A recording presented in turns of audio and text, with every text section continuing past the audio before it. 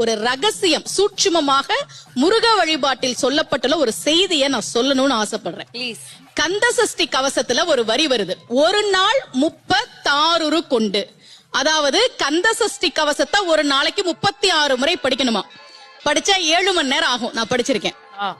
ஆனா கலியுகத்துல கந்த சஷ்டி கவசத்தை ஒரு நாளைக்கு 36 முறை படிக்கிறதுக்கு நேரம் இருக்காதுன்னு தான் அதுலயே சூட்சுமமாக ரகசியமாக ஒரு விஷயம் சொல்லப்பட்டிருக்கு.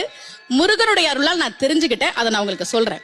ரவண பவச ரரரரரரரா ரிவண பவச ரிரிரிரிரிரி, இதுக்கெல்லாம் என்ன அர்த்தம் நான் தேடி தேடி தேடி முருகன் அருளால் தெரிஞ்சுக்கிட்டேன். சரவண பவ முருகனுக்கான மந்திரம். இதை 6 முறை சொல்லணும். இப்ப சாவ தூக்கி பின்னாடி போட்டீங்கன்னா ரவண பவச, அத 6 முறை சொல்லணும். இப்ப ராவ தூக்கி பின்னாடி போட்டா வனப வசர, வாவ தூக்கி பின்னாடி போட்டா நபவ சரவ, இப்ப நாவ தூக்கி பின்னாடி போட்டா பவ சரவண, பாவ தூக்கி பின்னாடி போட்டா வசர வனப. ஒன்னொன்னையும் 6 முறை சொன்னா 6 × 6 36 வரும். இப்படி சொன்னால் 5 நிமிஷத்துல சொல்லிடலாம். கந்த சஷ்டி கவசத்தை 36 முறை சொன்ன பலன் கிடைக்கும்.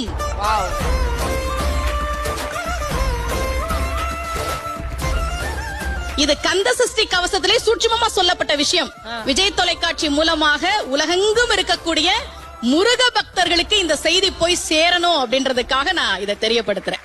ரொம்ப மகிழ்ச்சி. அந்த முருகப்பெருமான் அழகான முருகனாக பழனியிலே அருள்பாலிக்கிறான். அவரை பற்றி பாடத்தான் அழகான பழனிமலை